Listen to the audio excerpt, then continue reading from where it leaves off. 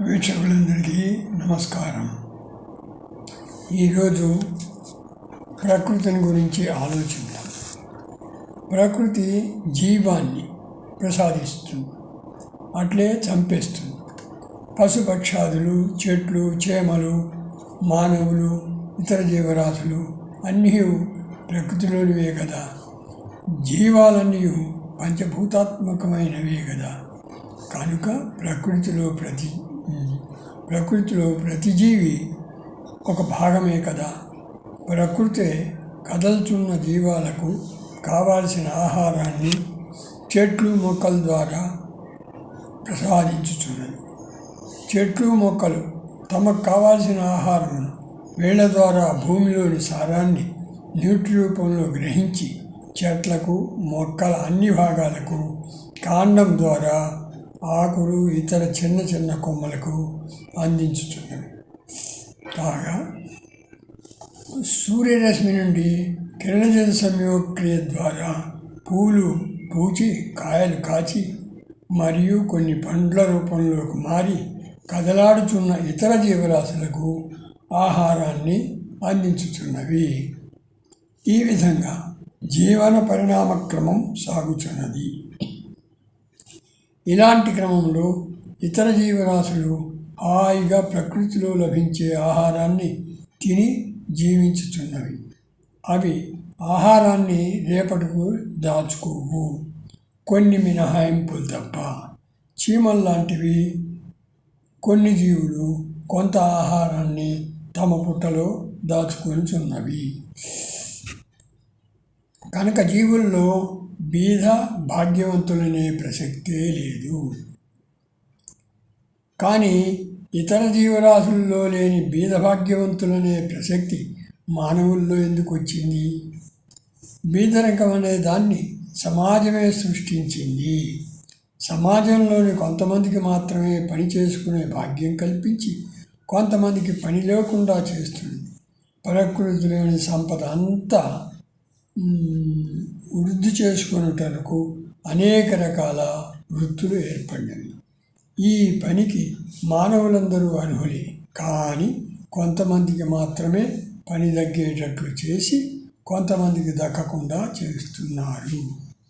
అందుచే పని దక్కని వాళ్ళు బీదవాళ్ళుగా మారుతున్నారు. కాగా ఈ బీదవారే వారి ఆహార, ఇతర అవసరాల కోసం దోపిడీలు, దొంగతనాలకు, హత్యలకు పాల్పడుతున్నారు. సమాజంలో ఇంకో జాతి ఉన్నది. అదేమనగా ఆడామగా కాక మూడవ జాతి, ట్రాన్స్జెండర్స్. ప్రస్తుత సమాజంలో వారు కూడా ఒక భాగమే. వీరి జీవన విధానం విచిత్రమైనది. ఆడవేషం ధరించి చప్పట్లు కొట్టి అడుక్కొనుట, లేక బెదిరించి డబ్బులు వసూలు చేయుట. దీనికి కారణం కూడా వీరికి ఏ విధమైన పని కల్పించకపోవటమే. ఈ పేద భాగ్యం అనేవి ఎందువల్ల వచ్చినవి? వ్యక్తిగత ఆస్తి వల్ల. వ్యక్తిగత ఆస్తి లేకుండా మానవులందరూ కలిసి సమిష్టిగా పనిచేసి కావలసినవి పండించుకొని తయారు చేసుకొని అనుభవించవచ్చు కదా. ఈ పరిస్థితి ఉంటే పేదభాగ్యం అనే ప్రసక్తే ఉండదు. ఈ పరిస్థితి లేదు కనుక సమాజమే బీదవాళ్ళని తయారు చేయుచున్నది. ఈ బీదవాళ్లను అడుక్కునే పరిస్థితినే కాక దోపిడీలు, దొంగతనాలకు కాక హత్యలకు కూడా పాల్పడేటట్లు చేయుచున్నది.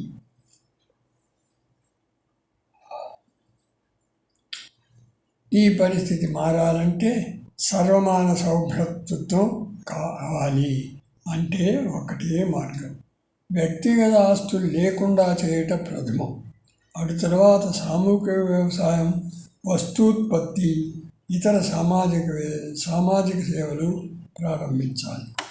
ఇవి ప్రారంభించాక వీటిని సమర్థనీయంగా జరిగేందుకు ప్రభుత్వమే పూనుకోవాలి, అజమాయిషీ ఉండాలి.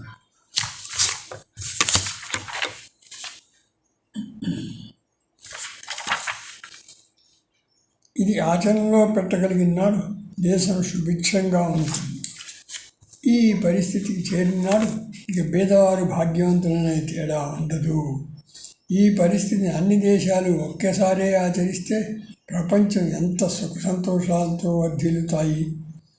ఇలాంటి పరిస్థితి ప్రపంచం మొత్తంలో ఏర్పడితే దోపిడీలు, దొంగతనాలు, హత్యలు, ఇంకా నేరాలు, ఘోరాలు అన్నీ సమసిపోయి మానవులంతా హాయిగా జీవించగలరు. ఈ పరిస్థితుల్లో ప్రపంచ శాంతి వర్ధిల్లగలదు. ఇలాంటప్పుడు ప్రతి దేశం సైన్యాన్ని కానీ లేక ఇతర భద్రతా వ్యవస్థను కానీ ఏర్పాటు చేసుకోవాల్సిన పరిస్థితి ఉండదు. ప్రపంచ శాంతిని కోరుకునే ప్రతి దేశం ఈ పద్ధతిని పాటించగలగాలి. వ్యక్తిగత ఆస్తులను నిర్మూలించే ముందు అంతకుముందు ఎవరే పనిలో ఉన్నారో అదే పనిలో అదే సౌకర్యాలతో కొనసాగేటట్లు చూడాలి. ప్రభుత్వమే ప్రతి కుటుంబానికి కావాలని తిండి, బట్ట, నివాసం ఏర్పాటు చేయాలి. అప్పుడు బేదరికం అనేది ఉండదు. కనుక ఒకరి దయాదాక్షిణ్యాల మీద వేరే వాళ్ళు ఆధారపడి ఉండవలసిన పని ఉండదు కదా. ఈ పరిస్థితులను ప్రతి దేశం ఏర్పరచుకోగలిగితే ప్రతివానికి తిండి, బట్ట, నివాసానికి లోటు ఉండదు కదా. ఇలాంటి పరిస్థితుల్లో ఇళ్లకు తాళాలు, దేశ రక్షణకు సైన్యం కూడా అవసరం ఉండదు. కాగా ఈ పద్ధతిని పాటించితే పర్యావరణాన్ని కూడా కాపాడుకోవచ్చు. ప్రభుత్వ రవాణా ఏర్పాటు చేసి వీలైనంత వరకు సొంత రవాణా సౌకర్యాలను నిషేధించాలి. రష్యాలో ఈ పద్ధతి పోవటానికి కారణం ఇతర దేశాలు కూడా ఈ పద్ధతిని పాటించకపోవటమే. ప్రపంచంలోని అన్ని జీవరాశుల్లో మానవుడే మేధావి. మానవుని మేధాశక్తి అంతా ఇంతా కాదు, అమోఘం. ఈ శక్తిని ఉపయోగించి మానవుడు అనేక రకాల సౌకర్యాలను కలిగించుకొని సుఖమయ జీవితం గడుపుతున్నాడు. మానవుడు సైన్స్, ఫిజిక్స్, కెమిస్ట్రీ, మ్యాథ్స్ ద్వారా చాలా పరికరాలను కనుగొన్నాడు, ఉపయోగించుకుంటున్నాడు. కొన్నిటిని విధ్వంసానికి కూడా ఉపయోగించుతున్నాడు. ప్రస్తుతం మనం ఉపయోగించే పరికరాలు దేవుడు ఏమన్నా సృష్టించడా? లేదే. భూమిలో నుండి మరియు ప్రకృతిలో దొరికే ముడి సరుకు నుండి అనేక పరికరాలు, మందులను, ఇతర వస్తువులను తయారు చేయుచున్నాడు, ఉపయోగించుకుంటున్నాడు. ఇంకా తందనాలు చదువుతాడు. కలుషితాలకు కాదేది అనర్హం. పలు ఆహార పదార్థాలు కలుషితాలే. గాలి కలుషితం విపరీతంగా. పలు నీటి వనరులన్నీ కలుషితాలే. ఐశ్వర్యంతో కలుగు ఎంతో సంతోషం, ఆశతో కలుగు అత్యుత్సాహం, నశించు ధనమంతా తెలివి తక్కువ ధనంతో, వశమగు మంచి పనులు యుక్తితో, మూఢనమ్మకాలకు బలైపోతున్న జనం వాడవాడలా ప్రచారం జరగాలి, కడదాకా నిర్మూలించాలి. బడబడామని చేస్తే ఉపయోగం ఉండదు. నేను అంటే పంచభూతమయం. కనువిందు చేస్తుంది భౌతిక శరీరం. తనువును చూసుకొని తానే అనుకోకు. వనమందు చెట్ల మాదిరిగానే నీ శరీరం. హిందువులకు ప్రకృతిలో అన్నీ దైవాలే. కాదేది దైవం? చెట్టు, పుట్ట, పక్షి, పశువు వగైరా తదేకంగా పూజిస్తారు. వందనం ప్రకృతి ప్రేమికులకు. శాస్త్రవేత్తలు ఎంత చెప్పినా పెడచె వినబెట్టి అసలు పట్టించుకుని జనం బుసలు కొడుతున్న కాలుష్యం ఏ పరిస్థితి దాపురించునో ఎవరికెరుక. జంతుజాలం అంతరించి పోవుతున్నది. ఋతువులు, ధర్మాలు గతి తప్పుతున్నవి. పంతుళ్ళు వాళ్ళ విధులు మర్చిపోతున్నారు. నత్తనడకన ప్రభుత్వాలు. రామాయణం కథే అని అందరికీ తెలుసు. రాముడు దేవుడని కొలిచేవారెందరో, రామకోటికి రాసేవారెందరో. రామలల్లా కొలువైంది అయోధ్యలో. ప్రతి జీవికి మెదడు ఉంటుంది. అతిగా ఆలోచించేది మానవుడే. అతివలు ఏం మినహాయింపు కాదు. గతం గురించి ఆలోచించేది మానవుడే.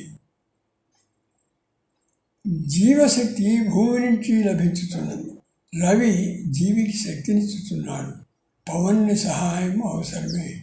అవసరాల్లో నీరు కూడా ముఖ్యమే.